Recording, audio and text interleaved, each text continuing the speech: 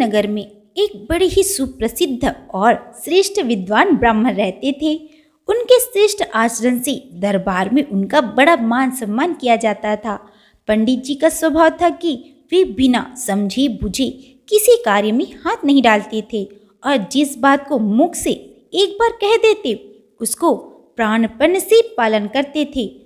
उनसे उनका भृत्य समुदाय बहुत भयभीत रहा करता था।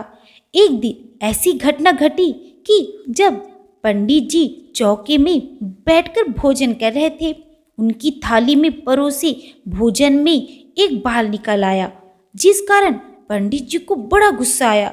वे अपनी स्त्री को संबोधित करते हुए बोले, देखो आज तो मैं तुम्हारी पहली गलती है इसलिए तुम्हें क्षमा कर देता हूँ, परंतु फिर यदि ऐसा हुआ तो तुम्हारे सिर के बाल मुड़वा दूंगा।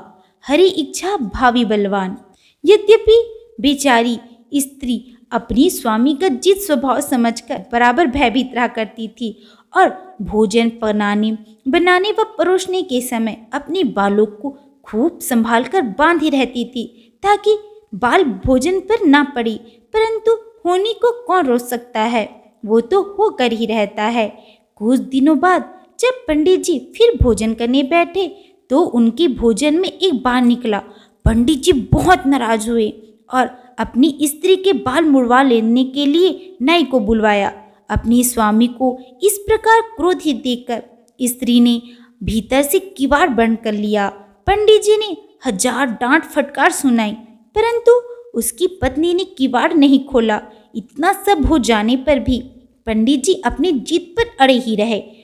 उसकी पत्नी ने सोचा, अब इस प्रकार काम चलना कठिन दिख पड़ता है, मुझे इस समस्या का कोई समाधान निकालना चाहिए।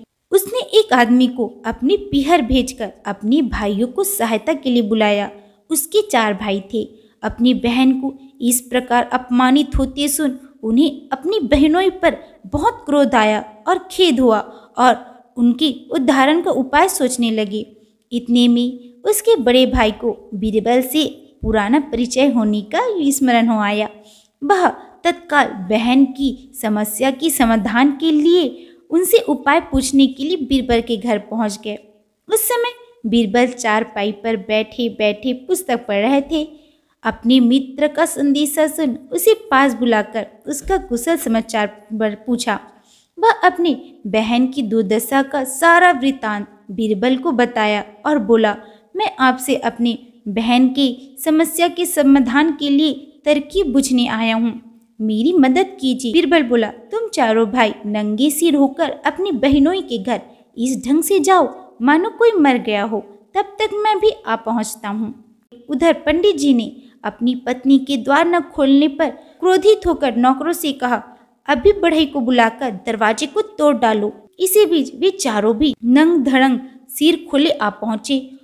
इनके आने की थोड़ी देर पश्चात बीरबल भी सहदाह का सामान लिए आ गए और पंडित जी के मेन द्वार पर टिकटी बांधने लगे। उधर स्त्री के भाइयों ने पंडित जी को जबरन चारों तरफ से कपड़े से ढककर कफनियाना प्रारंभ किया। जब पंडित जी ने शोर मचाया तो वे क्रोधित होकर बोले, खबरदार चुपचाप पड़े रहो, बिना पहले तुम्हें कफनियाए किसकी मजाल है जो मेरी बहन को हाथ लगाए। वे पंडित जी को बांधकर बीरबल के पास ले गए। उस कौतूहल को देखने के लिए वहां पर आदमियों का जमघट सा लग गया। अपने पड़ोसियों के सामने अपनी ऐसी दुर्गति देख पंडित जी का सिर लज्जा के बोझ से दब गया और अपनी रिहाई के लिए चारों सालों से अनुनय विनय करने लगे। उसकी पत्नी समीप की कोठरी से सारी दुर्दशा देख रही थी। पति को भाइयों से गिड़गिड़ाते देख उसे दया आ गई और उसका पवित्र हृदय धर्म सागर में गोते मारने लगी। स्त्री ने कहा, चाहे जो हो, मैं पति की ऐसी दुर्दशा अपनी आंखों से नहीं देख सकती। वह मेरे देवता है, उनके कोप करने से मेरा सर्वनाश हो जाएगा।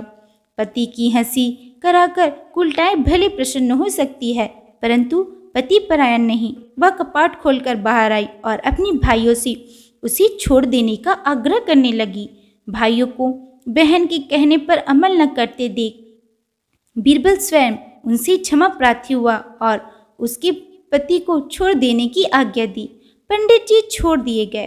अंत में उन्हें अपनी हठ धर्मिता पर बड़ा पश्चाताप हुआ। इस वांग से बीरबल का अभिप्राय था कि पति के जीवित रहते स्त्री का मुंडन नहीं हो सकता, पहले पति मर ले तो स्त्री का मुंडन किया जाए। बीरबल पंडित जी को छुड़वाकर और उनकी स्त्री का कष्ट निवारण कर घर लौट गए।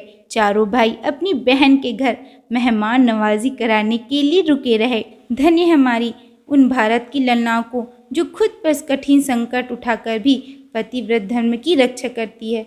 तो आज की कहानी में बस इतना ही। अगर आप लोगों को मेरा ये वीडियो पसंद आए तो लाइक सब्सक्राइब जरूर करें। मिलते हैं अगली वीडियो में। Bye bye.